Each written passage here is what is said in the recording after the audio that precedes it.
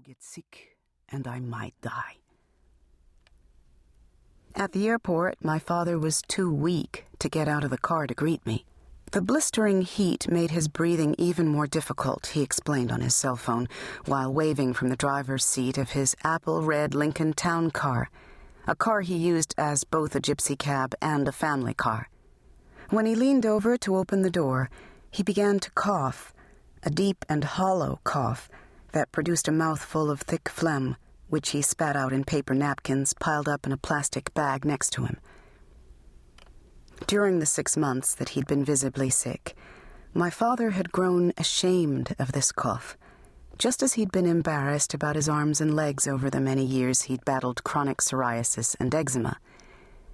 Then, too, he'd felt like a biblical leper, the kind people feared might infect them with skin-ravaging microbes and other ills. So whenever he coughed, he covered his entire face with both his hands. I waited for him to stop coughing, then leaned over and kissed him.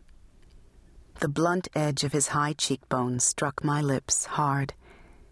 He had taken to wearing a jacket even on the warmest days because he wanted to hide how much thinner he'd become.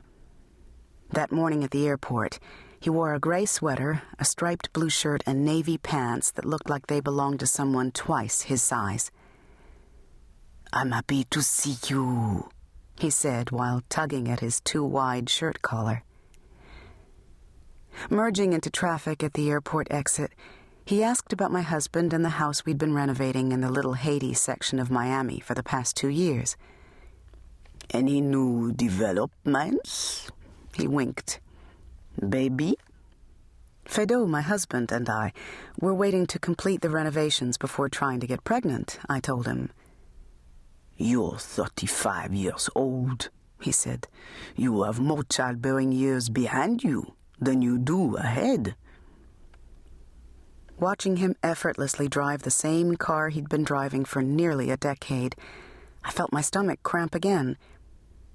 We had a few hours still before his doctor's appointment, so he suggested we visit an herbalist that his pastor, a minister whose Pentecostal church my father had been attending for more than 30 years, had recently recommended.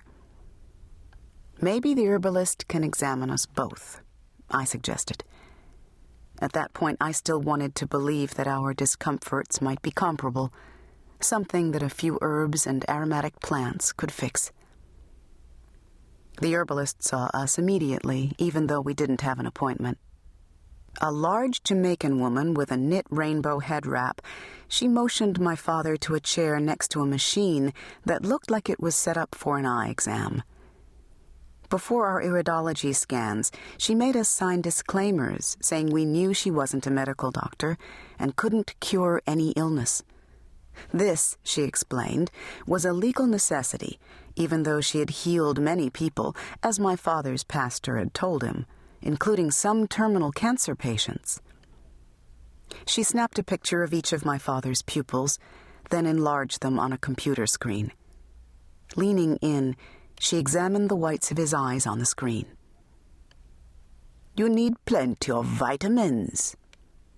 She pointed out some tiny spots to prove it. "You need to cleanse your system and unblock those lungs."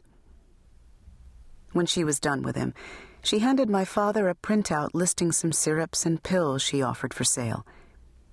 After my own eye scan, she told me I had an imbalance in my uterus. Had I ever missed any periods? Had I taken a pregnancy test? My father, who'd been examining a catalog filled with pricey herbs, suddenly looked up. "I have no reason to take a pregnancy test," I told her. "My husband and I, well, we're not trying." My father opened his mouth to say something, but his words dissolved into a long coughing spell, which led her to add a few more recommended items to his list. "Something's going on with you," she told me, as we left with $200 worth of vitamins, coenzymes, liquid oxygen, and natural cough suppressants for my father. "The eyes don't lie." Dr. Podman's office was a sad and desperate place. Everyone in his waiting room, mostly Caribbean, African, and Eastern European immigrants, seemed to To keep listening to this audiobook, I've left you a link in the description so you can do it, at no cost thanks to Audible's 30-day free trial.